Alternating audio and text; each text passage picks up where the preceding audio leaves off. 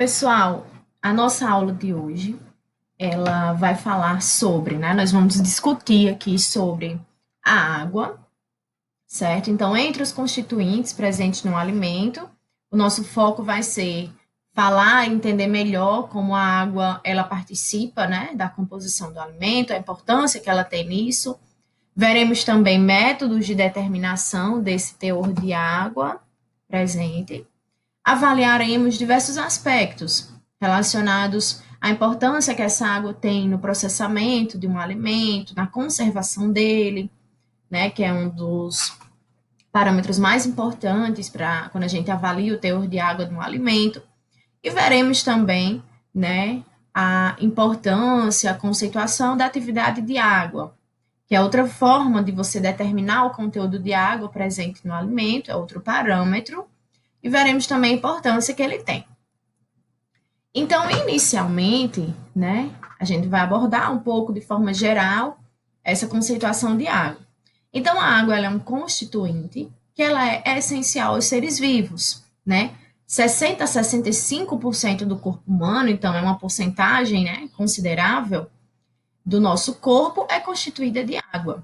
Então, por essa porcentagem, a gente já imagina a importância que essa água tem no funcionamento do corpo humano, como ela é importante para que aconteçam as diversas reações, né, e aconteçam todos os processos metabólicos que são tão importantes, né, para o funcionamento normal e correto do nosso organismo humano, assim como de qualquer espécie animal, certo? Então, algumas das funções da água, né, que eu trouxe aqui para a gente só analisar, é que a água, ela é o solvente universal, né? Então, ela é indispensável, ela é extremamente necessária para que aconteçam todos os processos metabólicos dentro do corpo humano, certo? Ela também tem como função manter a temperatura corporal. Então, diante de modificações na temperatura que saiam da faixa que é considerada adequada para que o corpo funcione bem, a água ela tem essa função de tentar adequar essa temperatura, né, e deixar sempre dentro da faixa considerada adequada. Ela também tem como função manter a pressão osmótica dos fluidos e do volume das células, né? Então, pela entrada e saída de água dentro das células, assim como de eletrólitos. E ela participa como um reagente de um grande número de reações metabólicas. E veremos que, dentro da constituição do alimento, essa função também se apresenta com uma importância assim, bem significativa, né? Porque o processo de conservação de um alimento, a manutenção dele em estocagem, por exemplo, depende muito desse conteúdo de água, porque depende do não acontecimento de reações químicas e do não crescimento de micro-organismos. E a água tem total relação com isso. Então, ela é considerada também o adulterante universal dos alimentos. Alimentos como leite, eles podem ser fraudados pela adição de água. E aí, avaliando a densidade do alimento, que nós veremos aqui dentro dessa aula, que é uma das formas de avaliar o conteúdo de água do alimento, é através da densidade, né, que avalia a massa sobre o volume. Então, se você acrescenta mais água, você tem uma variação nesse constituinte de volume e essa densidade muda. Então, no leite, a adição de água é uma fraude, né? Uma fraude intencional, e a gente pode avaliar, né, através da densidade, se esse alimento foi fraudado ou não, certo? A quantidade de água presente nos alimentos, né, ela é expressa como a água total, mas nós veremos aqui mais na frente que a água ela tem diversos tipos, né? Ela se apresenta, na verdade, de formas diferentes, que aí caracteriza ela, classifica ela em alguns tipos, e que isso é importante também.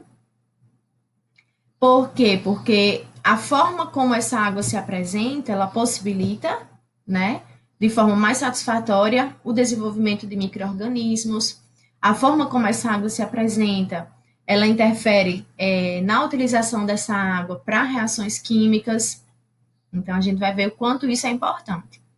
E nesse contexto, e a gente mais na frente vai ver detalhado, que uma parte da água presente no alimento, ela não é congelável, ela não está disponível, né? E ela tem menor interferência nesse processo de deterioração do alimento, mas também tem uma interferência na determinação, na verdade, dessa água, porque essa água que está fortemente ligada ao alimento, né, que não está disponível, ela é difícil de ser quantificada, certo? Então a gente vai ver mais na frente detalhado nessas metodologias. Então a água, ela se apresenta, como eu já mencionei, de diversas formas dentro de um alimento, certo? E isso tem total interferência na utilização dessa água dentro do processo como um todo, né, do alimento, do seu processamento. Então a gente tem a água livre, a água absorvida e a água de hidratação ou ligada. A água livre, a gente pode até fazer uma alusão a essa imagem que eu coloquei no slide. Ela é a água que não está ligada, né, ou está fracamente ligada ao substrato. Então, ela funciona como um solvente, né? Ela participa das reações químicas. Essa água, ela permite o crescimento de micro-organismos, porque como ela está livre, ela é utilizada pelos micro-organismos, né, no seu metabolismo. E ela também é eliminada com facilidade. Então, nas metodologias, nas determinações do teor de água, por exemplo, através de secagem, se você imaginar que a gente vai submeter um alimento ao processo de secagem natural, você vai colocar uma amostra de um alimento exposta ao sol e esperar a secagem, né? Então, com alguns dias a gente vai perceber visualmente que o alimento ele perdeu a água, ele vai se tornando uma camadinha, né, superficial seca, e a gente sabe que ele, da mesma forma que as pessoas secam carne, por exemplo, e aí essa água livre, ela é, nesse processo de secagem, ela é facilmente eliminada, porque ela é uma água que está disponível, né, está livre dentro do alimento. A gente tem também a água absorvida, né, que é uma parte dessa água presente no alimento, que ela está na superfície de macromoléculas, né? Então, macromoléculas como amido, como pectina, né? Então, através de algumas formas de ligação, como pontos de hidrogênio, por exemplo, essa água ela fica na superfície das macromoléculas. E tem-se também a água de hidratação ou combinada ou ligada, certo? Então, ela é uma água que está fortemente ligada ao seu substrato, né? Ela não é eliminada na maioria dos métodos de determinação de umidade, porque as características desse método, temperatura, tempo, não possibilitam que essa água consiga se desprender desse substrato e ser quantificada. Então, ela não é eliminada. Então, ela está diretamente unida aos grupos hidrófilos da proteína e ela permanece fortemente unida a ponto de resistir até a ação de uma intensa força mecânica, certo? Ela não é utilizada pelos micro-organismos para o seu metabolismo, então para o crescimento microbiano, e ela retarda muito o acontecimento, né, dentro do alimento de reações químicas. Ela não é congelada, essa água, nem é evaporada. Então, se a gente fazer um apanhado aqui geral, se a gente fizer um apanhado aqui geral, a gente vê que da água total presente no alimento, a gente tem uma água livre, que é uma água disponível para reações, disponível para crescimento microbiano, eliminada com facilidade, que a gente consegue quantificar nos métodos de determinação do teor de água. Temos uma água que está ligada, que está presente na superfície de macromoléculas, e tem sua contribuição, né, no processo de conservação do alimento. E temos a água de hidratação ou água ligada, que aí é a água que a gente não consegue eliminar pelos métodos de determinação, é uma água que não congela, é uma água que não participa do metabolismo de micro-organismos, ela não está disponível para que os micro-organismos utilizem, né, no seu metabolismo e consigam se multiplicar de forma satisfatória no alimento, ela retarda as reações químicas e todas essas formas da água, elas contabilizam como a água total presente no alimento. E aí a gente vai ver nos métodos de determinação, né, a importância dessa diferenciação, certo? Dessa forma como a água se apresenta, né? E quais são os métodos que conseguem estimar melhor esse conteúdo de água. Então, a umidade também, da mesma forma que a água tem sua conceituação, a umidade também apresenta uma classificação nos alimentos. Então, nós temos a umidade de superfície, né? Ela se refere à água livre ou presente na superfície externa do alimento. E nós temos a umidade adsorvida, que se refere à água ligada, encontrada no interior do alimento. E aí, essa classificação, ela serve para que a gente avalie, né, que em um método de determinação de umidade, através, por exemplo, de secagem, a gente tem primeiro uma saída daquele conteúdo superficial para uma posterior retirada daquele conteúdo que está mais presente no interior do alimento, certo? Então, a umidade, ela é um dos mais importantes índices que é avaliado dentro de um alimento, certo? E a sua importância é tão expressiva, né, que dentro da composição centesimal, ela é a primeira análise a ser realizada.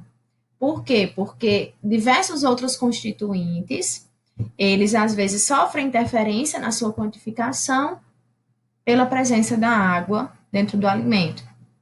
Então, ela é a primeira análise que deve ser realizada quando você vai fazer a composição centesimal de um alimento. E depois que você tem esse alimento seco, você concentra os demais constituintes, é que você faz a quantificação deles, como proteínas, carboidratos, minerais, enfim. Tem importância econômica, a umidade, né, através da determinação de sólidos de um produto e sua perecibilidade. Então, pensando, por exemplo, em avaliar o processamento, diversos tipos de processamento aplicado ao mesmo alimento, através da adição de algum constituinte, certo? Quando você retira a umidade, você tem a quantidade de sólidos totais presentes no alimento, e aí você pode ver a interferência que esse processamento que você aplicou nesse alimento teve na constituição dele, certo? A umidade, ela se relaciona com a estabilidade e com a conservação de um alimento. Tem total relação, como a gente já viu nos slides anteriores, porque é essa umidade que está disponível para reações químicas, é essa umidade que está disponível para crescimento microbiano. Então, ela interfere diretamente no tempo que esse alimento ele pode ser armazenado para consumo. Uma umidade fora das recomendações técnicas, ela acarreta mudanças indesejáveis do ponto de vista químico, bioquímico e físico. Diversos alimentos, em seus respectivos regulamentos técnicos, eles apresentam um teor de umidade que é adequado para um alimento, e esse teor de umidade, ele permite que esse alimento se mantenha apto a consumo por um determinado período, e se você tem alteração nesse teor de umidade, né, por exemplo, umidade num teor maior do que é o permitido em legislação, esse alimento ele vai ter um período de conservação menor, porque você vai possibilitar um crescimento microbiano maior nesse alimento, por exemplo. Além de que diversas reações químicas que não estariam acontecendo naquela faixa de umidade podem começar a acontecer se essa umidade ela tiver num valor bem superior, né? A umidade favorece o crescimento microbiano, como a gente já discutiu, né? E promove a deterioração do alimento, impossibilitando assim o seu consumo. Então, a umidade. A umidade ela pode alterar a estocagem, né? Alimentos com baixa atividade de água, que nós veremos mais na frente, de que se trata. Em ambientes com alta umidade, a atividade de água do produto tende a aumentar, né? Então, vocês já devem ter visto isso até em outras disciplinas básicas, mas se eu tenho um alimento que tem um teor de umidade menor do que o teor de umidade do ambiente em que ele está exposto, a tendência dele é absorver umidade. Como se também eu tenho um alimento com alta atividade de água, alto teor de umidade, num ambiente que é mais seco, o alimento tende a secar, porque essa água vai ser transferida do local que ela está em maior quantidade para o menor, buscando sempre o equilíbrio, né? Essa troca busca um equilíbrio. Então, se o alimento ele tem estocagem numa embalagem que permite essa saída de água, ou se esse alimento está estocado numa temperatura inadequada, por exemplo, isso pode possibilitar a saída ou a entrada de umidade dentro do alimento, que vai alterar a sua conservação.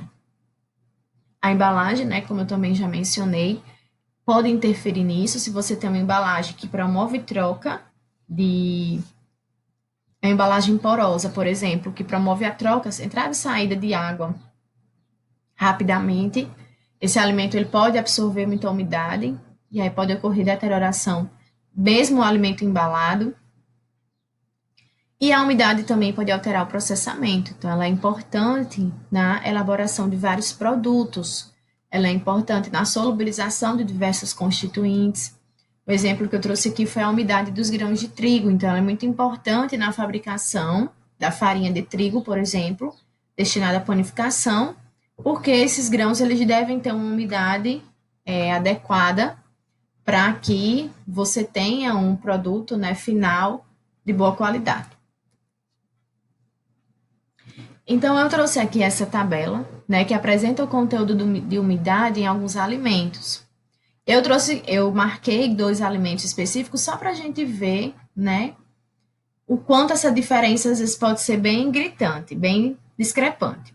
Nós temos alimentos como, por exemplo, o macarrão, massa seca, essa massa comercializada no supermercado, que não é uma massa fresca, que tem em torno de 9% de umidade.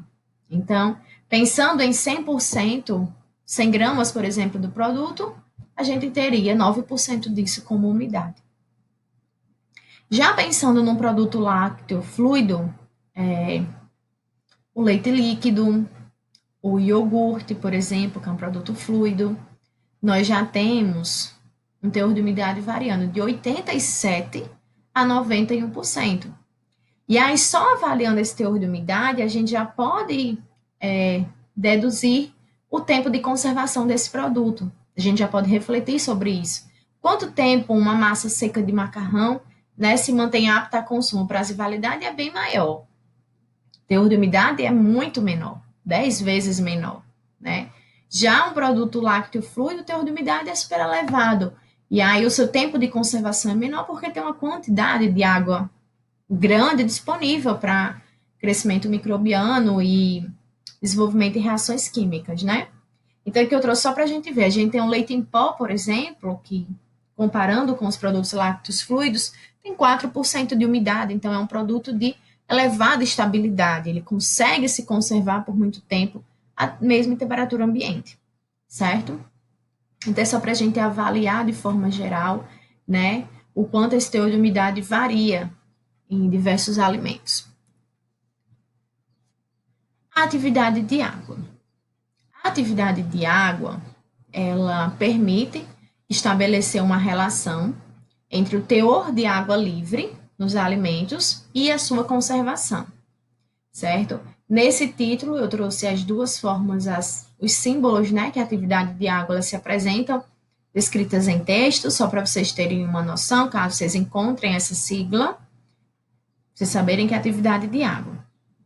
Então, na atividade de água, a gente consegue quantificar o teor de água livre, né? Então, esse teor de água livre, ele é expresso como atividade de água. Pensando na forma mais técnica, né? A atividade de água em uma fórmula, né? Como ela é quantificada, ela é a relação entre a pressão de vapor da solução, solução tida como soluto mais solvente, e a pressão de vapor do solvente, que no caso dos alimentos é a água, né? Sempre estando ambos à mesma temperatura. Então, pensando só na água e pensando no alimento que é composto de água e solutos, a relação entre a pressão de vapor dessa mistura, dessa solução e da água pura é a atividade de água. A pressão de vapor da água pura é igual a 1. Então, a atividade de água dos alimentos é sempre menor que 1, porque nenhum alimento é somente água, ele tem outros constituintes que fazem parte dessa solução que vão reduzir, né, na proporção total, o teor de água sempre vai ser menor que 1.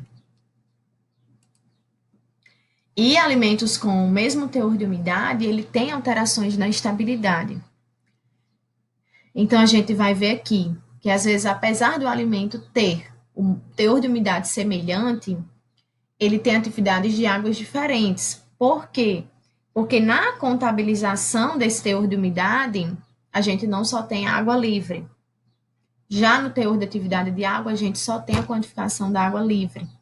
Então, às vezes, ele tem um teor de umidade, é um pouquinho maior, mas a quantidade dessa água livre é pequena. E aí, a gente avalia que esses alimentos, a gente consegue perceber, né, o quanto esses alimentos têm períodos de conservação diferentes. Então, nos alimentos que são ricos em água, né, eles têm atividade de água superior a 0,90, eles formam soluções diluídas, né, entre a água e os outros constituintes, que servem de substrato para os micro-organismos conseguirem se desenvolver. Já alimentos que têm atividade de água, que variam de 0,8 até 0,4, há possibilidade de reações químicas e enzimáticas a velocidades primárias, né, pelo aumento da concentração dos reagentes, mas essa água já não está tão disponível, né, o teor de água livre já é bem menor.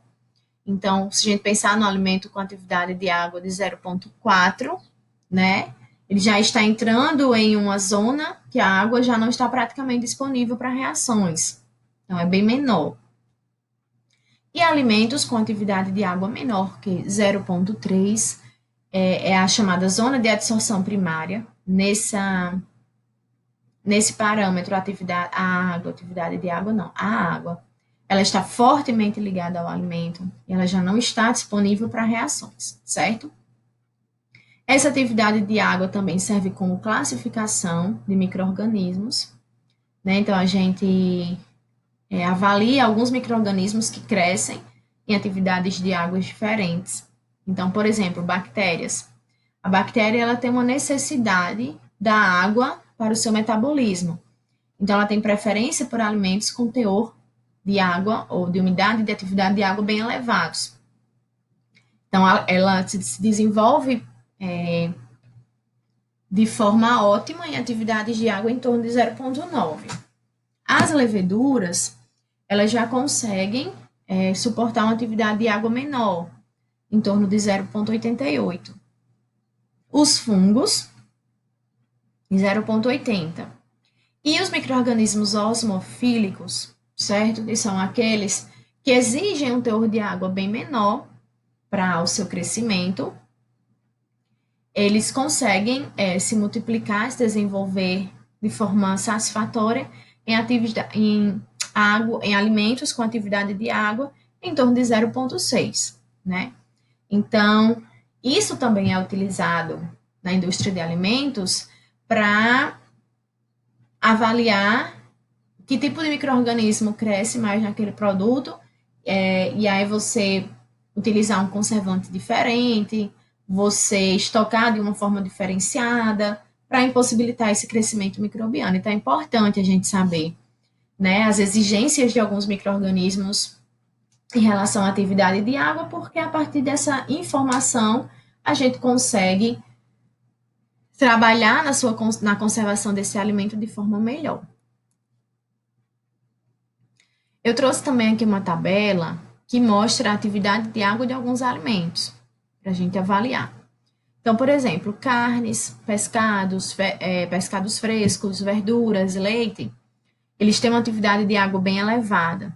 Pense, por exemplo, no alface, né, que o maior conteúdo presente ali é a água. Então, eles têm atividade de água de 0,98 ou mais. Então, a maioria dos micro-organismos podem estar presentes nesse alimento, podem alterar, né? Assim como todos os patógenos transmitidos por alimentos, porque esses alimentos têm uma atividade de água bem elevada. De 0,98 a 0,93, a gente tem o leite evaporado, o pão. O leite evaporado é um leite mais com um teor reduzido menor de água, mas não é seco, como leite em pó, por exemplo. Pão, embutidos cozidos. E aí, nessa faixa de atividade de água, crescem enterobacteriaces, incluindo a salmonela, por exemplo, e, com frequência, bactérias acidoláticas. Na faixa de 0,93 a 0,85, nós temos a carne bovina seca e o leite condensado. E aí, nesses alimentos, podem se desenvolver estafilococcus aureus e muitos fungos produtores de micotoxinas. Então, aqui a gente já está entrando na atividade de água de 0,8. Algumas bactérias já sentem dificuldade de se multiplicar, mas aí já começam a participar, né, os micro-organismos primários da alteração no alimento, que são as leveduras e os fungos. Na faixa de 0,85 até 0,6, nós temos alimentos como farinhas, cereais e vegetais desidratados. E aqui não se multiplicam bactérias patogênicas. E as alterações acontecem por micro-organismos xerófilos, osmofílicos e halófilos. Então, são micro-organismos que suportam quantidades baixas de água e se multiplicam adequadamente, como também, como os halófilos, são micro-organismos que suportam concentração mais elevada de sal. E alimentos como confeitos, massas, biscoitos, leite em pó e ovos em pó, eles têm atividade de água menor que 0,6. E aí, nesses alimentos não se multiplicam os micro-organismos, embora esses micro-organismos, quando já presentes no alimento, eles possam continuar viáveis até você dar a eles uma condição, como, por exemplo, a reconstituição do leite, né, adicionar água, dar condições para que eles se multipliquem, mas eles são considerados alimentos microbiologicamente estáveis. Então, isso é uma coisa muito importante. Por exemplo, eu falei no leite em pó. O leite em pó é um alimento microbiologicamente estável, né? Não se multiplicam micro-organismos. Mas se o processamento dele foi feito de forma inadequada, ou se ele foi contaminado pós-processamento, quando você reconstitui o leite, e você fornece água, né, para esse produto, você dá condição para que, se houver micro-organismo ali, né, naquele estado que a gente chama de estado adormecido, só aguardando as condições ficarem favoráveis, quando você adiciona água, esse micro-organismo vai encontrar um meio favorável e vai começar a se multiplicar. Então, a gente deve se atentar muito para isso também. Então, vamos entrar agora nos métodos, né, que a gente utiliza para medir a umidade e a atividade de água em alimentos. Então, os métodos da medida de umidade, né? A água que vai ser efetivamente medida nesses métodos, ela vai depender do método analítico escolhido, sendo que somente a água livre é medida com certeza em qualquer método, certo? Consequentemente, né, o resultado dessa medida, ele deve sempre vir acompanhado do método que foi utilizado e das condições empregadas como tempo e temperatura. A gente já discutiu isso em outras aulas, mas eu vou reforçar, né? A escolha da metodologia analítica depende da finalidade, né, da sua análise, do objetivo que você tem, certo? E em se tratando de umidade, a gente já viu isso em outras aulas, o quanto existem variações em tempo e temperatura, dependendo das características do alimento.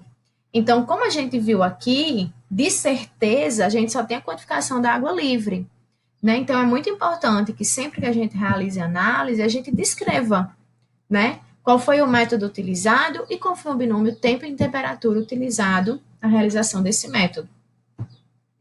E aí, esses métodos de medida de umidade, eles encontram algumas dificuldades, né? A separação incompleta da água do produto, a decomposição do produto com formação de água, além da original. Então, você pode ter deterioração com a formação de água e ela ser quantificada. Perda das substâncias voláteis do alimento, a gente já discutiu isso em outras aulas, né? Como alimentos como queijo, alimentos como carne, que tem alto teor de gordura, o quanto a temperatura do teor para avaliar o teor de umidade, a gente deve ter uma certa precaução maior. Alimentos como condimentos, especiarias, que têm muitas substâncias voláteis, então a gente pode perder essas substâncias durante a secagem do alimento, por exemplo. E é por isso que existem diversos métodos, para a gente escolher aquele que mais se encaixa ou que melhor determina o teor de umidade sem interferir, né, na constituição do alimento como um todo. Então, para a medida da umidade, a gente tem os métodos diretos, que esses métodos medem diretamente a quantidade de água presente no alimento. Então, dessecação, a destilação, que a gente quantifica a água, e as secagens em geral. Secagem em estufa, a secagem em micro-ondas, por infravermelho, enfim, a gente vai ver mais detalhadamente esses métodos agora. Temos os métodos indiretos, como a densidade, que eu já falei, né? Já mencionei, por exemplo, no caso do leite, né? Então, a densidade é massa sobre volume. E se você tem uma alteração no conteúdo de água, você tem alteração nesse volume do alimento. E a densidade vai mudar. Então, é uma forma indireta de você medir o conteúdo de água. A polarimetria, refratometria, atividade de água, entre outros métodos. Temos os métodos químicos, que o método básico que a gente vai ver aqui na aula é o de Carl Fischer, certo? Que aí é um método baseado na reação da água com alguns constituintes de reagentes. E também temos os métodos físicos, né? Espectroscopia de ressonância magnética nuclear, espectroscopia no micro-ondas e no infravermelho próximo. Então, entre os métodos de secagem, a secagem em estufa, que é o método gravimétrico, é o método de longe mais utilizado em alimentos, né? Então, é considerado o método padrão, né, oficial pelos órgãos regulamentadores. Então, se vocês forem observar manuais, por exemplo, do Ministério da Agricultura ou do Instituto Adolfo Lutz, que a gente já viu aqui em outras aulas, os métodos oficiais, né, os métodos padrão, sempre são baseados em secagem em estufa. Então, esse método, ele se baseia em quê? Na remoção de água por aquecimento, sendo que o ar quente que é absorvido, sendo o ar quente absorvido por uma camada muito fina do alimento e conduzido para o interior do alimento por condução. Então, você submete esse alimento a uma temperatura X, que promove esse aquecimento do alimento e a saída da água. E aí, por diferença de peso do produto úmido, o natural, e o produto após a secagem, você consegue quantificar o teor de umidade do alimento. Então, é um método simples, porque ele necessita apenas de uma estufa e de aqui eu botei cadinhos, mas tem outros recipientes para fazer análise. Então, é um método que só precisa desse equipamento e que você consegue facilmente realizar, né, em diversos tipos de alimentos. Só que alguns alimentos, eles precisam de um preparo prévio, certo? Porque a sua composição, sua constituição podem interferir ou podem sofrer modificação durante o procedimento, certo? Então, o que é recomendado, por exemplo, para amostras líquidas é que elas sejam evaporadas em banho-maria antes, para dar uma concentrada, e depois você submeter à secagem. Alguns alimentos também, eles formam uma crosta dura na superfície, que impede a saída da água do interior. E aí, alimentos, por exemplo, muito açucarados. Então, recomenda-se a adição de areia em pó à amostra para aumentar essa superfície de evaporação e impedir a formação dessa crosta. Alimentos com alto teor de gordura, como o queijo, né? O recomendado é que essa secagem seja em estufa de circulação de ar forçado a uma temperatura menor. Para quê? Para que você não promova o escurecimento do alimento, né? Inclusive, na metodologia já vem bem descrito isso, bem explícito. O alimento não pode, né, modificar a cor durante o processo de secagem. Então, na secagem em estufa, se utilizam alguns tipos de estufa diferente, certo? Se utiliza a estufa simples, a estufa com ventilação ou com circulação de ar forçado e a estufa a vácuo, né? A velocidade de evaporação, ela é maior em cadinhos de alumínio, rasos e com estufas com ventilação, certo? Então, quanto maior a superfície de contato do utensílio que você utilizar para secagem, maior vai ser a velocidade de evaporação, né? Uma coisa assim que a gente pode pensar que a gente consegue deduzir, na verdade. E a pesagem? A pesagem, que a gente vai ver entre as etapas pós-secagem, tá? A pesagem desses recipientes com a amostra. Ela deve ser feita somente após a amostra ser resfriada completamente em dessecador. Por quê? Porque se você pesar a amostra quente, você vai ter um peso com um valor diferente do que ele realmente é. Então, aqui nesse slide, eu trago os 3 modelos de estufa, certo? Que são as utilizadas nesse processo de secagem. Então, a gente tem a estufa de secagem simples. Geralmente, nesse método, a gente utiliza temperaturas que variam de 100 a 105 graus Celsius. E aí, cada metodologia de cada alimento vai especificar a temperatura. E utiliza-se geralmente de 2 a 5 gramas. Esse 2 a 5 gramas é para qualquer um dos métodos. Temos também a estufa a vácuo, certo? Que essa estufa já é recomendada para alimentos que precisam de uma temperatura menor, né? Então, temperaturas variando entre 60 a 65 graus Celsius. A gente utiliza a estufa a vácuo. E tem também a estufa com circulação forçada de ar, que ela permite uma distribuição mais uniforme do calor entre as amostras, então para alimentos que sofrem esse risco de queimar durante a secagem, que tem alguns constituintes que não suportam essas temperaturas mais altas, diretas, né, incidindo sobre o alimento, aí é aconselhável a circulação de ar, né, para você ter uma uniformidade na distribuição do calor. Quanto aos utensílios que podem ser utilizados, então podem ser utilizados cadinhos de porcelana, podem ser utilizados cadinhos de alumínio, que a transmissão de calor é mais rápida pela composição, né, do material do utensílio. Podem ser utilizados cadinhos de vidro e podem ser utilizados placas de Petri. Né? A placa de Petri tem uma grande vantagem em relação aos outros utensílios, que é a maior superfície de contato. Então, nos cadinhos, a amostra fica mais concentrada, porque o fundo dele, né, tem uma superfície menor. Já nas placas de Petri, por ter uma superfície, mesmo a placa de tamanho pequeno, ela tem uma superfície muito maior, né? Então, esse processo de secagem, né, ele acontece de forma mais rápida.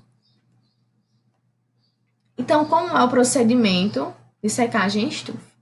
É um procedimento bem simples. Então, o que acontece é, antes de fazer a pesagem da amostra, o recipiente que você vai utilizar, seja ele cadinho ou placa de Petri, ele deve ser levado à estufa em torno de 1 hora ou mais, dependendo da metodologia, utilizando a temperatura que é preconizada, né, estabelecida para a secagem do alimento. Então, vamos usar um exemplo de uma temperatura de 102 graus. Então, você leva esse recipiente, cadinho ou placa de Petri, à estufa, deixa lá por 1 hora, 102 graus, para ele perder a umidade que ele está no próprio utensílio. Retire esse cadinho e coloque em um dessecador. Nunca ele pode ser retirado com a nossa mão.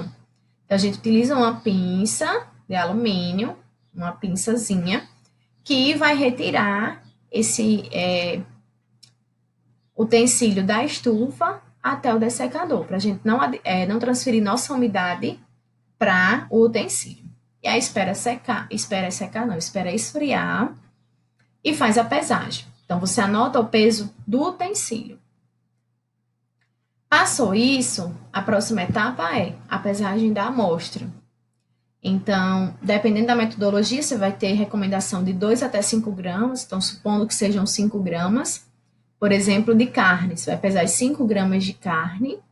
O ideal é que você tenha um número fechado de 5 gramas exatamente, 5 até 3 casas decimais de 0 depois.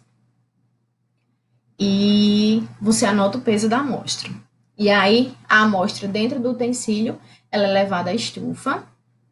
E você faz a secagem dessa amostra até se atingir um peso constante. Então, as metodologias geralmente já vêm descrevendo se são de 3 em 3 horas, 4 em 4 horas. Geralmente são 3 horas. Você leva até a estufa, seca a amostra durante 3 horas, retira com a pinça, coloca no dessecador, espera esfriar e faz a pesagem. Anota esse primeiro peso. Esse peso corresponde ao peso do cadinho mais a amostra. Leva novamente à estufa, passa mais 3 horas e você repete esse procedimento até chegar no momento que a diferença entre o peso atual que você está fazendo agora e o peso anterior seja de 0,002 gramas, que é considerado peso constante. Quer dizer que minha amostra não está mais variando o peso, então todo o conteúdo de água presente nela, que eu ia quantificar, já foi retirado. E aí eu tenho só os sólidos totais ali, né? Só a amostra seca. E aí, com esses resultados de peso da amostra úmida, peso da amostra seca, peso do cadinho, a gente consegue calcular o teor de umidade. E depois do teor de umidade, a gente consegue calcular o teor de sólidos totais. Então, para o teor de umidade, a fórmula é peso da amostra úmida, menos peso da amostra seca. Para ter o peso da amostra seca, eu faço a subtração do peso do cadinho menos do peso total que eu tenho do cadinho mais a amostra, menos o peso somente do cadinho, eu tenho só a amostra seca, dividido pelo peso da amostra úmida vezes 100, eu tenho a porcentagem de umidade. E para ter os sólidos totais, eu divido o peso da amostra seca, que é o peso do cadinho, mais a amostra seca menos o peso do cadinho, dividido pelo peso da amostra úmida vezes 100. Trouxe nesses slides, só para vocês verem, né, uma amostra, uma estufa, na verdade, a 105 graus. Esse é um dessecador de vidro, certo? Então, ele é utilizado, existe uma das metodologias de secagem de alimentos que é só em dessecador, mas ele serve para o alimento não absorver umidade, e a sílica utilizada no fundo serve para adquirir, né, para absorver se existe alguma umidade no alimento. Então, ele é utilizado entre as pesagens justamente por ser um ambiente que não permite a entrada de umidade para o alimento. Só permite que esse alimento reduza a temperatura. Essa amostra, né? Temos aqui alguns modelos de cadinho de diversos tamanhos. A pinça, que eu mencionei, certo? A forma correta ou adequada de segurar o cadinho, dependendo do modelo do cadinho que você utilize, e a forma como ele deve ser pesado. Só para vocês terem uma noção. E aí eu trouxe aqui um exemplo, né? Para a gente ver a fórmula, como aplicar essa fórmula de umidade. Então, vou dar um exemplo aqui de uma amostra qualquer, certo? Onde o peso do cadinho no procedimento de determinação de umidade, ele foi 16,350 gramas, só o cadinho. O peso inicial da amostra, ela úmida, foi de 5,005 gramas. O peso final da amostra, ou seja, aquele último peso, você utiliza aqui o último peso da secagem, né? Aí, nesse peso final da amostra, a gente tem cadinho mais amostra seca, menos cadinho. Menos o valor do cadinho, para a gente ter só o valor da amostra seca. Então, o peso final de cadinho mais amostra seca, a última pesagem que foi realizada, deu 19,635 gramas. Menos só o peso do cadinho, 16,350 gramas. Então, o peso final da amostra seca foi de 3,285 gramas. E aí, jogando na fórmula, a gente tem que o peso da amostra, 5,005, menos o peso final da amostra seca, 3,285, dividido pelo peso inicial da amostra úmida, 5,005 vezes 100, deu 34,36%. Então, essa amostra, ela apresentou 34% de umidade. E para calcular os sólidos totais, é você pegar o peso total da amostra e reduzir pelo conteúdo de umidade, né? Você tem a quantidade de sólidos totais presentes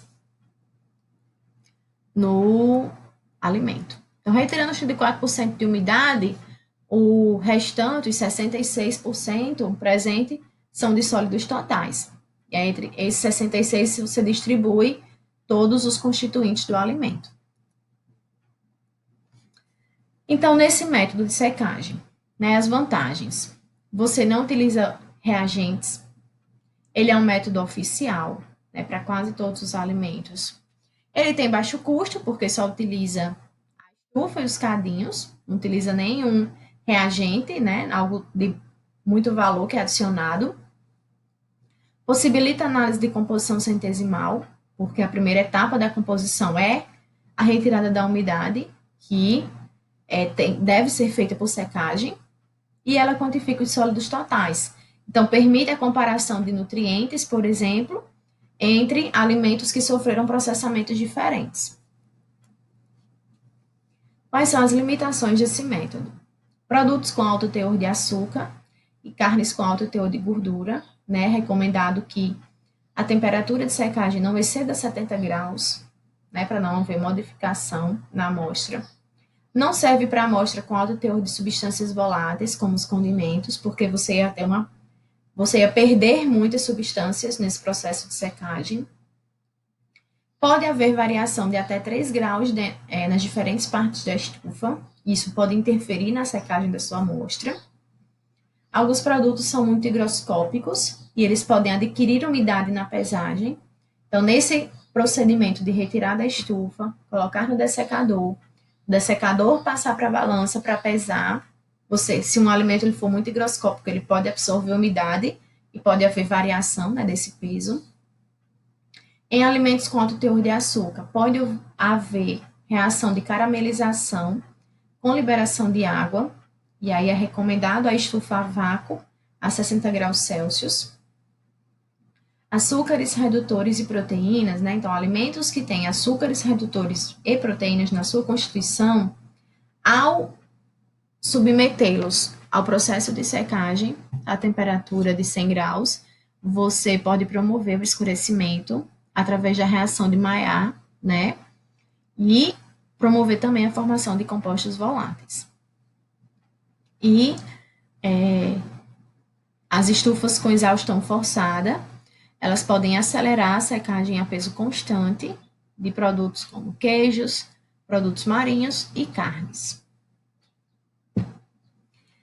E a gente tem também outra forma de secagem, que é a secagem por radiação infravermelha. Então, essa figura que tem aqui é um desses equipamentos utilizados, certo? Isso aqui é uma balança abaixo, que faz a medida. E o que acontece aqui? A gente coloca a amostra nesse recipiente aquizinho branco, certo? E ocorre a penetração do calor dentro da amostra. Então, a gente tem uma lâmpada de radiação que provoca o aumento da temperatura de 200 até 700 graus Celsius. E aí, esse filamento aí, ele promove a dispersão desse calor. Então, nesse tipo de secagem, e aí é um procedimento de secagem como na estufa, só que dentro desse equipamento, certo?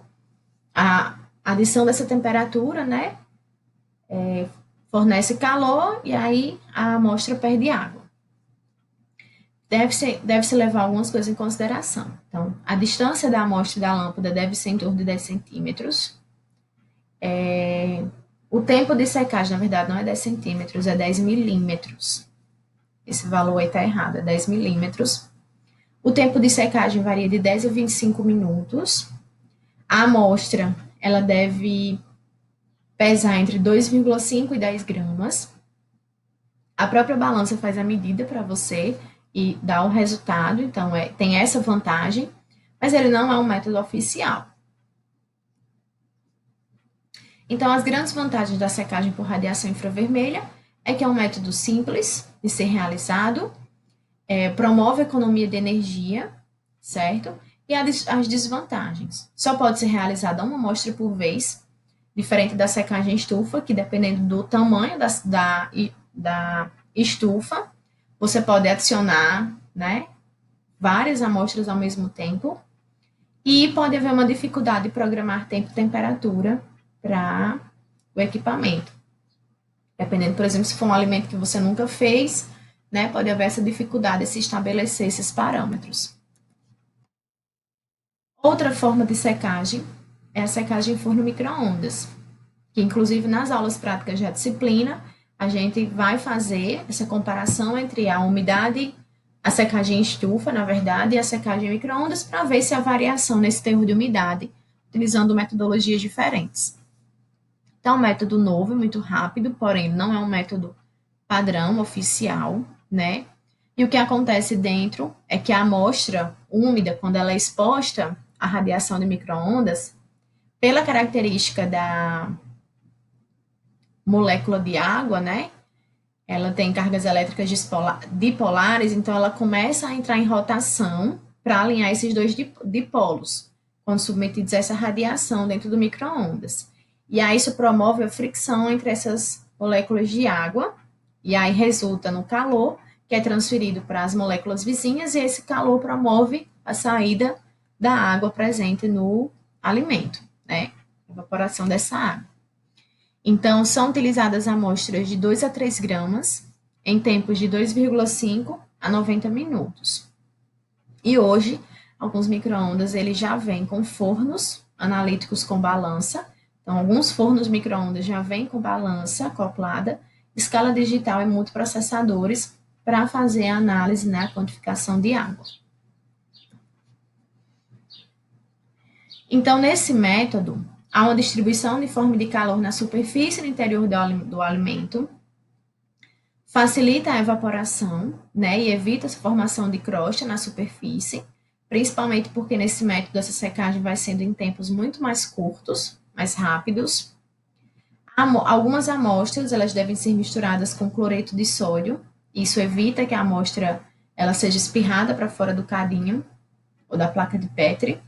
Ou também elas podem ser misturadas as amostras com óxido de ferro, que o óxido de ferro promove uma absorção da radiação de micro-ondas, né, pela amostra, e isso acelera o processo de secagem.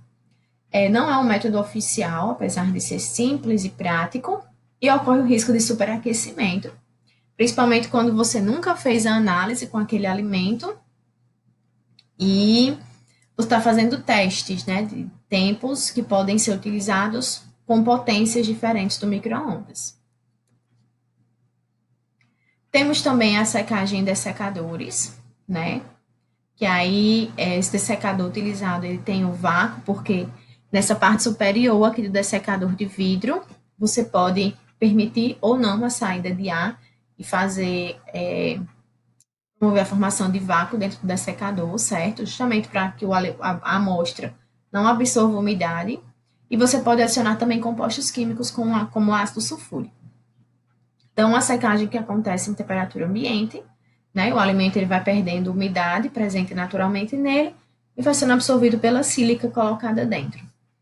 E aí, por ser um método assim mais natural, ele pode levar até meses para terminar a secagem.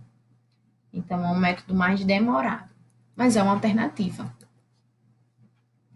Nós temos também os métodos por destilação, né?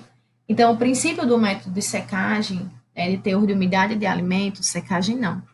De quantificação de água, ele é através do aquecimento da amostra, condensação e da coleta, né?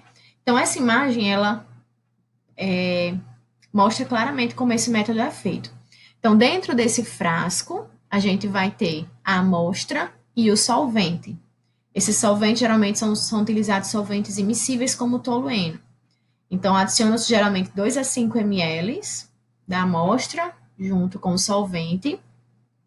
Você promove o aquecimento, né? Então, a água presente e o solvente, eles vão condensar e vão ser coletados em uma vidraria que tenha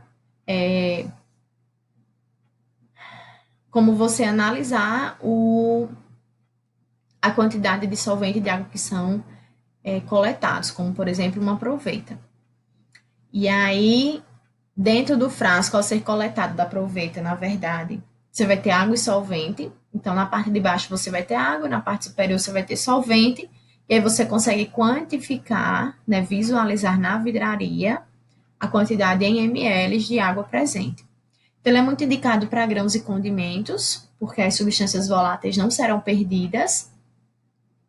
E para a utilização desse método, você tem que utilizar um solvente com ponto de ebulição maior do que o ponto de ebulição da água, para que aconteça essa saída, condensação e a coleta.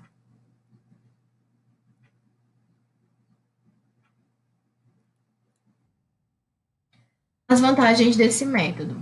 Você promove uma transferência efetiva de calor, né? Você impede a oxidação da amostra. E as desvantagens é porque é um método de baixa precisão. Pode haver dificuldade de leitura pela vidraria utilizada. Pode ocorrer aderência da água no vidro, você não quantificar corretamente. Pode ocorrer a evaporação incompleta desse solvente da amostra, né, da água. E pode ocorrer a destilação de produtos solúveis, que também interfere no resultado final que você tem de quantificação de água. Como métodos químicos, eu falei, né, naquele slide anterior, que o método utilizado é o método de Karl-Fischer, né? Então, é um método que utiliza um reagente de Karl-Fischer. Esse reagente, ele tem iodo, dióxido de enxofre e piridina e metanol. Então, o que acontece dentro desse método é que o I2, que é o iodo, ele é reduzido a uma molécula de iodo pelo dióxido de enxofre na presença de água. Então, se essa reação acontece na presença de água, quando a água não estiver mais presente na amostra, essa reação vai cessar, certo? Então, vai havendo essa redução do iodo pelo dióxido de enxofre na presença de água, até essa água chegar ao fim nessa amostra. E como é que a gente consegue quantificar isso? Por titulação visual, certo? Então, como nessa imagem apresenta aqui, né? Quando tem água, a amostra ela continua amarelo canário, amarelo mais vivo, e ela vai mudando para amarelo escuro durante a redução dessa água, até chegar a amarelo marrom, que é quando não há mais água presente e há um excesso do iodo adicionado, certo? O iodo do reagente, na verdade. E aí nós temos também a titulação eletrométrica, que o excesso de iodo, ele resulta no aparecimento de corrente, né? E a gente consegue ver aqui no equipamento, no visual, a formação da corrente, certo? O resultado visual, de titulação visual, é colocado em uma fórmula de umidade, de porcentagem de umidade, em que a gente tem o fator do reagente, o volume do reagente gasto na titulação, e nós temos a massa da amostra, quanto foi adicionado de amostra. A desvantagem desse método é que, se a amostra tiver outras substâncias que reajam com iodo, você vai ter uma interferência nesse método, mas ele tem ótimas aplicações em produtos ricos em açúcar, em cereais, produtos de padaria, misturas para bolos, produtos com altos níveis de óleos voláteis, porque não há saída, né, dessas substâncias voláteis durante o procedimento. Outros métodos que também são utilizados são a absorção por radiação infravermelha, cromatografia gasosa, ressonância nuclear magnética, índice de refração, a densidade, condutividade elétrica e constante de elétrica. Então, são métodos que não se baseiam diretamente na quantificação de água, mas que por propriedades físicas da água, por reação dela com outros constituintes, né, a gente consegue determinar o teor de água presente na amostra. São métodos menos utilizados, mas eles têm suas particularidades para algumas amostras específicas, inclusive eles podem ser utilizados como uma adição ao método de secagem para você ver a melhor forma de contabilizar o teor de água. Em relação à atividade de água, né, o método mais utilizado é através da utilização de um analisador de atividade de água, que é o que está apresentado aqui na imagem, certo? Tanto tem ele portátil, quanto tem ele maior de bancada.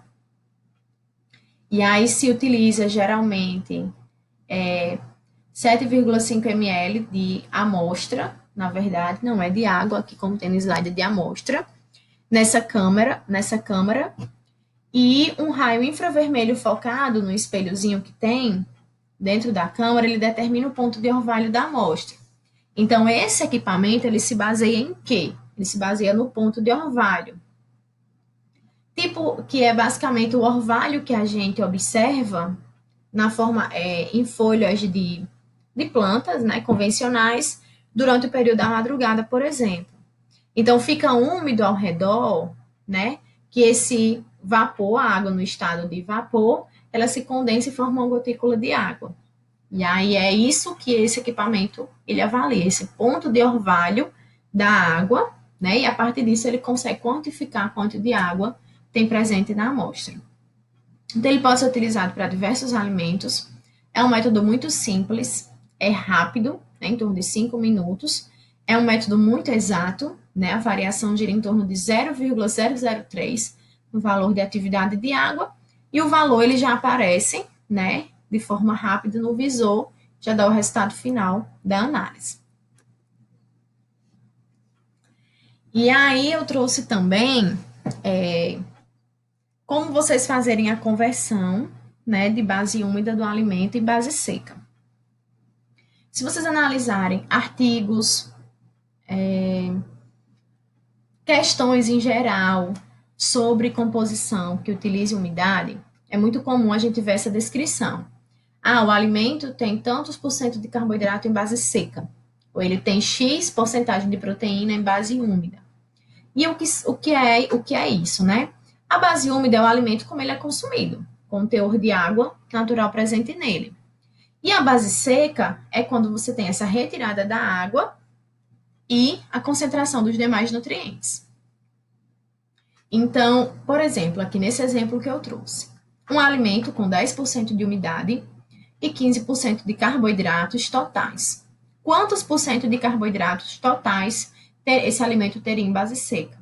Então, supondo que a gente colocou esse alimento dentro do equipamento, que já dá a composição pronta, e ele me deu lá que o alimento tem 10% de umidade e 15% de carboidrato. Mas eu quero saber quanto de carboidrato ele tem na amostra sem umidade, né? Se eu quisesse saber qual a porcentagem de carboidrato total em base seca. Então, o primeiro passo é a gente saber qual é o conteúdo de sólidos totais desse alimento. Então, se eu tenho 100%, né, no total e 10% a umidade, 90% é de extrato seco. Então, 90 gramas de extrato seco e 90 gramas de extrato seco, que é retirada a umidade, eu tenho 15 gramas de carboidrato, né?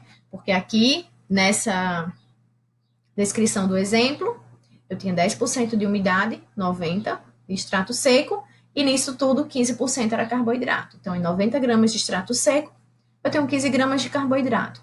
Mas se o alimento fosse só extrato seco, se eu retirasse a umidade desse cálculo, então 100% de extrato seco ia ter quantos gramas de carboidrato? 16,67 gramas de carboidrato, né?